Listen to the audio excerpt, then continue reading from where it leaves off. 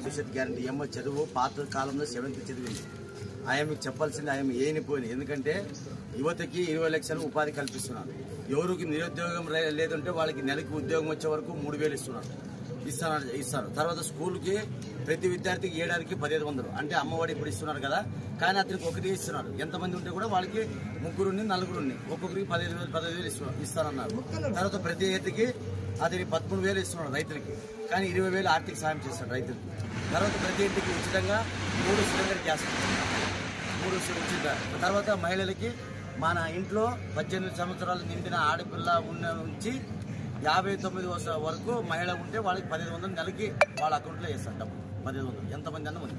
అట్లే మహిళలకి ఉచిత బస్సు ప్రయాణం. మీరు ఆడనప్పుడు మరొక సినిమా వస్తారమ్మా.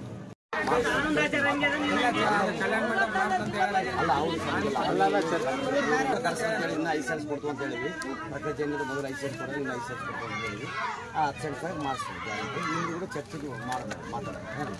బర్త్ సార్ మనము ఈ ప్రభుత్వం వస్తే మీకు ఏమన్నా డ్రైనేజ్ కావాలా, ఇంకా ఏమన్నా రిపేర్ అవన్నీ మనం చేసి ప్రభుత్వం వస్తే మాకు కంప్లీట్ చేయాలి.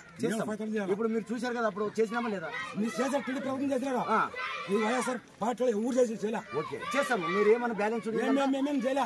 ఓకే మామ, థ్యాంక్ యూ మామ, థ్యాంక్ యూ.